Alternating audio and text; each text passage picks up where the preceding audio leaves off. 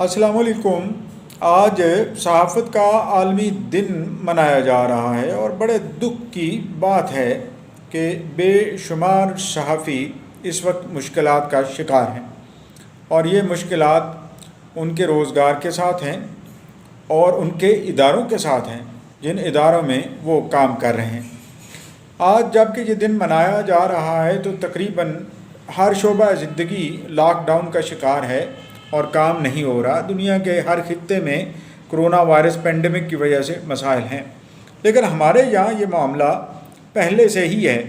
گزشتہ 1.5-2 سالوں سے صحافت میں جو جمود طاری ہے یا طاری تھا وہ اب شدید تر ہوتا جا رہا ہے یا ہو چکا ہے۔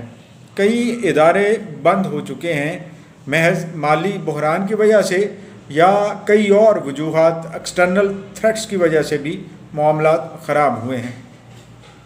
فری لانس جرنلزم کا تو اب جیسے ناممکن ہی ہو چکا ہے پاکستان میں۔ وہ چند ایک صحافی جو مختلف اخبارات یا ٹیلی ویژنس کے ساتھ، بین الاقوامی نشریات کے ساتھ یا اداروں کے ساتھ وابستہ ہیں، وہ تو کسی حد تک خوشحال ہیں، لیکن جو پاکستان کے اندر جرنلزم کر رہے ہیں وہ انتہائی مشکلات کا شکار ہے۔ میں خود اس قسم کے بھیانک حالات سے گزر رہا ہوں جو گزشتہ 9-10 مہینوں سے میرے ساتھ درپیش ہیں۔ ادارے کیوں بند ہو رہے ہیں؟ یہ حکومت کے اوپر بھی سوالیہ نشان ہے۔ ادائیگیاں نہیں ہو پاتی، یا ملکی معیشت کو اس حالت تک پہنچا دیا گیا ہے کہ وہ تشہیر یا صحافتی اداروں کو سسٹین کرنے کے قابل ہی نہیں بھی۔ ریونیو جنریٹ نہ ہو تو پھر ملازمین کو تنخواہ کہاں سے ملے؟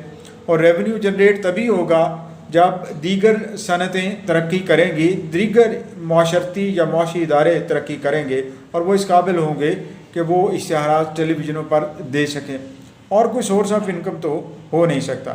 پچھلے 1-1.5 سال میں جو چیز سامنے آئی وہ یہی ہے کہ ہر ادارہ کانٹریکٹ کر رہا ہے، کہیں بھی امید کی کرن نظر نہیں آتی ہے، اور اوپر سے یہ مسئلہ کرونا والا یہ تو سونے پہ سہاگا ہو چکا ہے، یعنی ایک بہت سخت حالات میں سے گزر رہے ہیں۔ وہ صحافی دوست جو اس وقت جاب کر رہے ہیں وہ بھی خطرات سے دوچار ہیں۔ سر دست مالی خطرات ہیں، پھر اس کے علاوہ جسمانی خطرات بھی ہیں اور صحت کے حوالے سے خطرات بھی ہیں۔ اور وہ صحافی جو اس وقت بے روزگار ہیں وہ انتہائی مشکل معاشی حالات کا شکار ہیں، اور معاشی کے ساتھ ساتھ نفسیاتی حالات کا بھی، کہ جو ڈپریشن بے روزگاری کی صورت میں آتی ہے وہ بھی انتہائی اندوہناک ہے۔ لیکن میں یہ کہتا ہوں کہ ایک چیز تو خوش آئند ہے، یا ایک چیز تو موقع ملا ہے ہمیں صحافیوں کو مشکل حالات میں کام کرنے کے، تو ہم پہلے ہی عادی ہیں کہ آپ خود بے روزگار ہوئے ہیں تو اندازہ ہوا ہے کہ روزگار جاتا ہے لوگوں کا تو پھر کس قسم کے معاشی حالات پیدا ہو جاتے ہیں، نفسیاتی حالات پیدا ہو جاتے ہیں گھروں کے اندر یا انڈیویجولز کے اپنے اندر، اور وہ کس حد تک بے بس اپنے آپ کو محسوس کرنا شروع کر دیتے ہیں۔